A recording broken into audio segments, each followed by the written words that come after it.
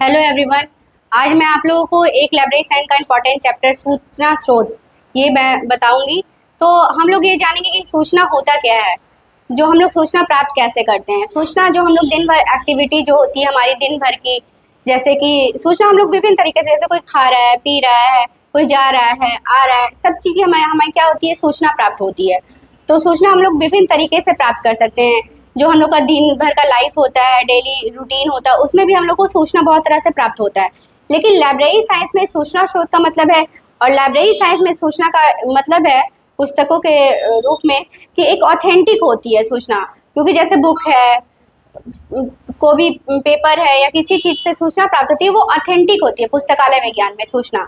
तो हम अब आज पढ़ेंगे सूचना स्रोत, जिसमें विभिन्न वैज्ञानिकों ने दिया है।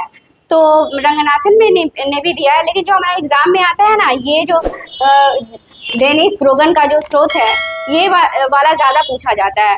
तो आज हम लोग इसको पढ़ेंगे। तो इन्होंने सूचना स्रोत को 3 भागों में डिवाइड किया है, प्राथमिक, द्वितीय और तृतीयक। तो प्राथमिक स्रोत वो होता है कि पहली बार जहाँ से जानकारी प्राप्त होता है, जैसे अभिलेख हो गया, पांडुलिपि हो गया, ये समय पहली बार हम लोग उसको जानते हैं, तो ये हो गया प्राथमिक स्रोत। तो ये जो है डेनिस ग्रोगर ने कब दिया था, ये 1981 में ये दिया था,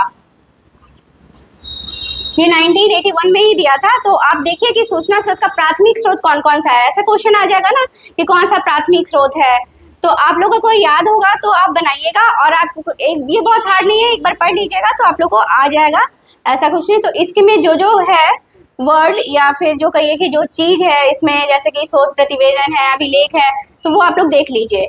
प्राथमिक स्रोत के अंदर मतलब फर्स्ट टाइम आप लोग इसको कहीं से प्राप्त करते हैं जानकारी, उसको प्राथमिक स्रोत कहते हैं।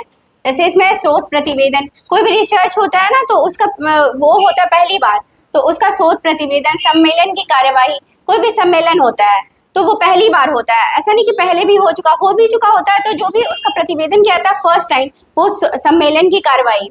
व्यावसायिक साहित्य, शोध पत्रिका, रिपोर्ट, आधिकारिक प्रशासन, मानक, शोध प्रबंधन। शोध प्रबंध क्या होता है, थेसिस। आप लोग इसका इंग्लिश में जानते होंगे, तो कभी कभी ऐसे हिंदी आ जाता है तो समझ नहीं आता है, तो इसका थेसिस यानी शोध प्रबंध। एकस्व मतलब पेटेंट। पेटेंट तो आप लोग समझते हैं ना, कि जैसे कि मुजफ्फरपुर की लीची पेटेंटेड हो गई है, तो उस तरह से पेटेंट जो भी होगा फर्स्ट टाइम होगा, वो पेटेंट करवाना भी पड़ता है सरकार की तरफ से, तो ये भी प्राथमिक स्रोत में आता है। अब प्रकाशित स्रोत, मानचित्र और चार्ट, शोध मोनोग्राफ, इसको रिसर्च मोनोग्राफ भी इंग्लिश में कहते हैं। आप लोग देख लीजिएगा, कुछ कुछ वर्ड होता है जो आप लोग को पता होगा इंग्लिश में। पांडुलिपियां, समाचार पत्र, हस्तलिखित स्रोत, पर्चे मतलब पैम्पलेट, जो आप लोग पैम्पलेट देखते होंगे, वो सब भी प्राथमिक स्रोत में आता है।